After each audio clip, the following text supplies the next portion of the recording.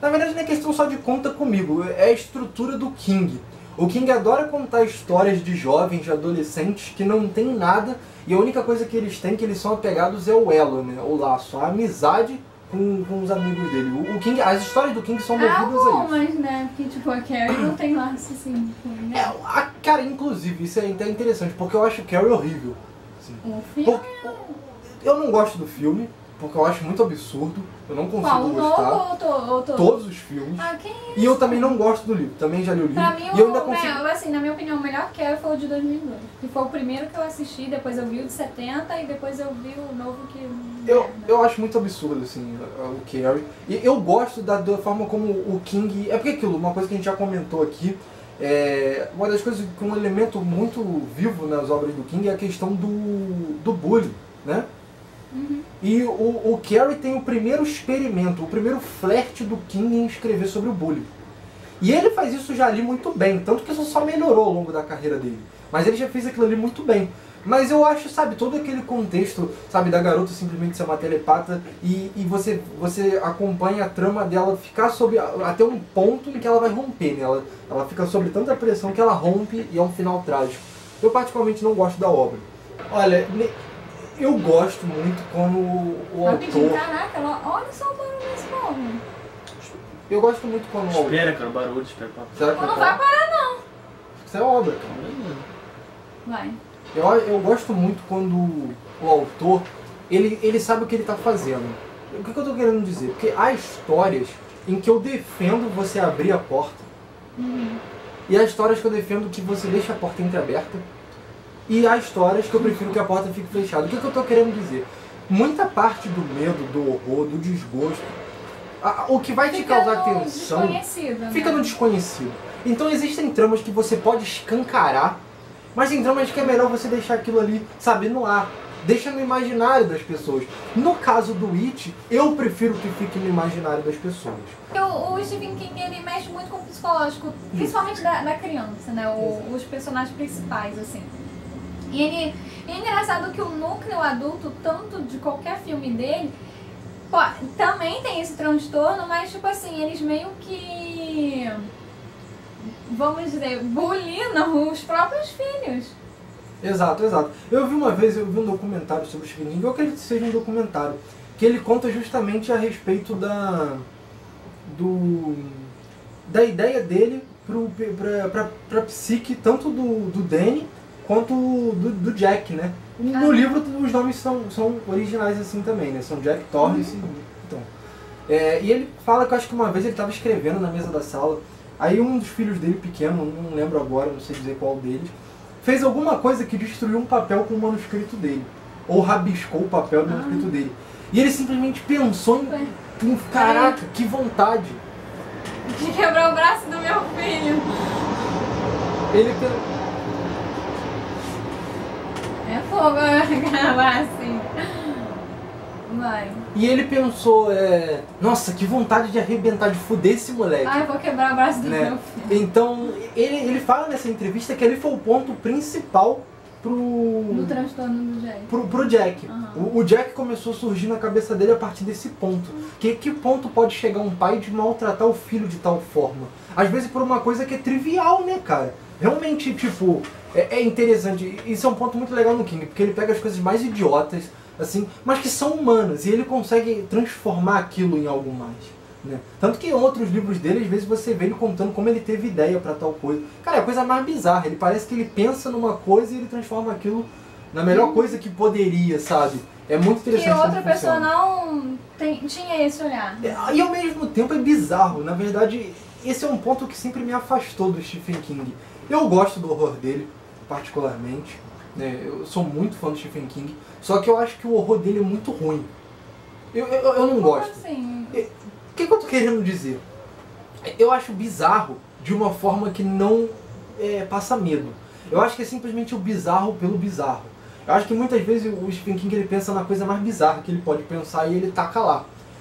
Algumas vezes aquilo dá bons resultados, outras o resultado não é tão bom. Mas eu acho que o que faz se tornar, sabe, o produto geral ficar realmente mais interessante é a questão do elemento humano que ele põe nas obras dele. Porque, e isso é engraçado, porque isso é um ponto que ele costuma repetir em qualquer entrevista que ele dá, sabe? Ele fala que é aquilo, se você se importa com os personagens, você vai sentir medo. Né? Nossa, sério? Ele fala que é por isso que ele gosta tanto de abordar a humanidade dos personagens. Porque ele fala que se você realmente gostar daquele personagem, é daquele ponto pra frente que o livro vai começar a te assustar. Ele acredita nisso mesmo. Eu não tô dizendo que eu não acredito, na verdade eu até acredito, porque eu acho que é isso que faz funcionar os livros do cara. Tá entendendo? Porque, por exemplo, o próprio Iluminado, né? Eu não li o livro ainda, mas você tira ele pelo filme, né? Cara, eu acho bizarro, mas tipo, eu acho um bizarro gratuito, do meu ponto de vista, que não passa medo nenhum. Eu não sei se é uma questão da visão do Kubrick pro filme, que eu não li o livro, mas eu acho que justamente o elemento humano que você... Mas isso também é uma coisa que você tem que refletir, você tem que entender, né? A questão da bebedeira do Jack, né? Do cara ser um alcoólatra, de ele aparentemente ter abusado do próprio filho, sabe? São esses elementos humanos que transformam aquilo numa coisa bizarra e interessante. Porque a história de fantasma dele, pra mim, sabe, é uma alegoria. A verdadeira história acontece nos bastidores. É que, tipo assim, os filmes dele meio que você pode retratar, pô, eu tenho um amigo que passou por isso. Exato. A mãe daquela pessoa faz isso. Que todas as obras, praticamente, do Stephen King, elas são interligadas e convergem até a Torre Negra. Pô, tá igual a teoria da Pixar. Exato, só que a do Stephen King é de verdade mesmo, sabe? Tipo, ele mesmo já assumiu, né? A teoria Pixar é isso, ela é uma teoria, ninguém confirma, desconfirma. O Stephen King já assumiu, tá tudo conectado à Torre Negra. Todos os livros praticamente do Stephen King tem alguma coisa que é ligada à Torre Negra. E cabe você achar essas pistas ou não. Né? E eu acho isso muito interessante, cara. Sabe? E isso também, eu também não sei se é spoiler, não sei se as pessoas já leram a Torre Negra, mas na Torre Negra, eu acredito que no livro 6. São quantos? São 7. E tem um oitavo livro, só que o oitavo livro ele é meio que um spin-off. A trama principal já tinha acabado e ele voltou para contar uma história entre um livro e outro. Um presente para os fãs, como ele mesmo disse na época. E tem uma cena onde o protagonista vem parar no mundo real, nesse 6º livro, e eles descobrem lá que tem um cara que estava escrevendo a respeito da torre. E eles decidem visitar o cara. Até que eles dão de cara com quem dentro do livro? Na história do livro. Eles dão de cara com Stephen King.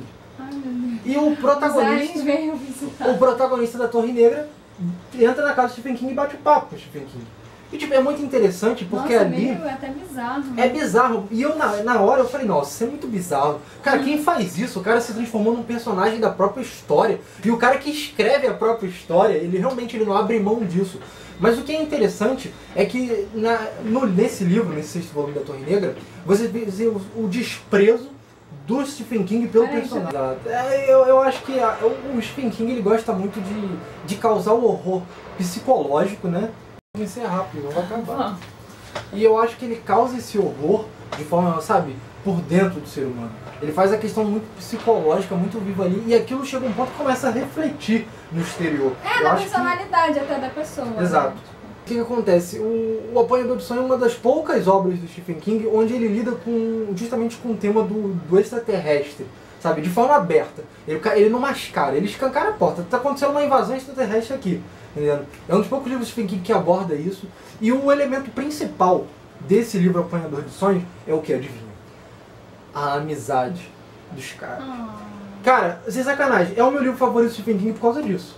Tipo, além de gostar da temática, né, que é a alegoria ser extraterrestre... Eu queria como é que ficou porque traduzindo aqui pro Brasil ficou Conta Comigo, mas ele acho que como é que é? O corpo, né? O corpo.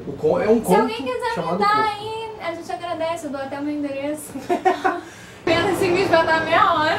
Esse é o ponto, porque é a coisa mais bizarra. Ele morreu de forma natural, então, questão assim, nada tipo... Que eu lembre, ele morreu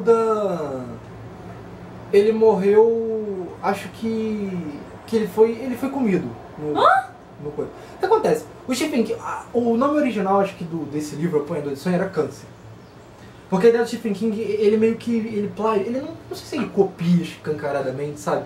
Mas ele pega aquela ideia ali que você vê no Alien, sabe? Você vê tipo um organismo vivo que tem que crescer dentro de outro. E olha só o que ele faz no Apanhador de Sonhos. O bicho não sai pela barriga. Sai pelo cu. Mentira! E aí mata a pessoa, porque sai rasgando tudo, ele vai comendo a pessoa por dentro e vai rasgando Gente, tudo. eu lembro Centopeia Humana. Cara, é terrível, porque você, você depois de ler o Apanhador de Sangue, você fica até meio paranoico de ir no banheiro, você sabe? Eu acho que se você sentir dor de barriga, você fica meio bolado.